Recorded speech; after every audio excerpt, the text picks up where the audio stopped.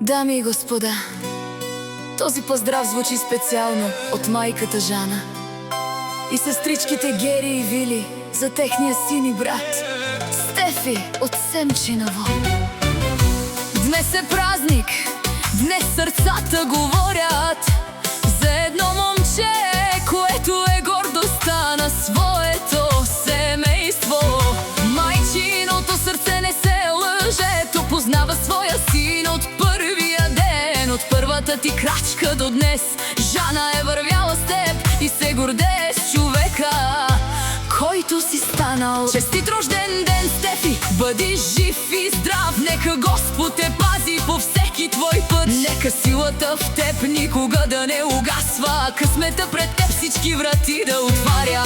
Ти си гордостта на мама Жана, ти си силата на Гери и Вили. За теб те биха дали всичко на този свят, защото ти си тяхната кръв и тяхната сила. Стефи, бъди здрав като скала, смел като лъв и силен във всеки момент. Където и да минеш, уважение да печелиш, а името ти с чест да се носи навсякъде. Весели ден, Стефи! Днес небето празнува с теб, защото се е родил човек със силно сърце. Нека живота ти бъде пълен с успехи, а до теб да стоят само истински хора.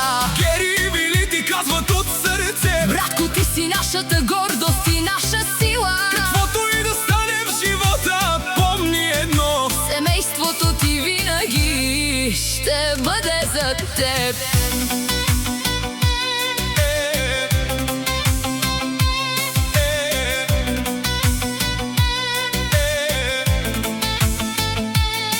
Една майка не иска палати, не иска богатства и злато.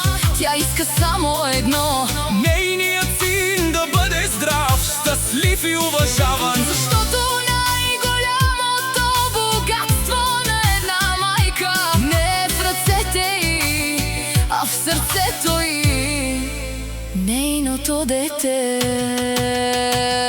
Честит рожден ден, Стефи, това е твоя ден! нека Господа върви с теб Всеки ден! нека мечтите ти станат реалност, А живота ти да бъде пълен с радост. от мама Жана и сестричките Гери и Вили. Приеми най-голямата обич на света. Ти си тяхната гордост, тяхната сила, Тяхната кръв и тяхната надежда. Този поздрав беше от майката Жана и сестричките Гери и Вили за Стефи от Семчиново. Честит рожден ден,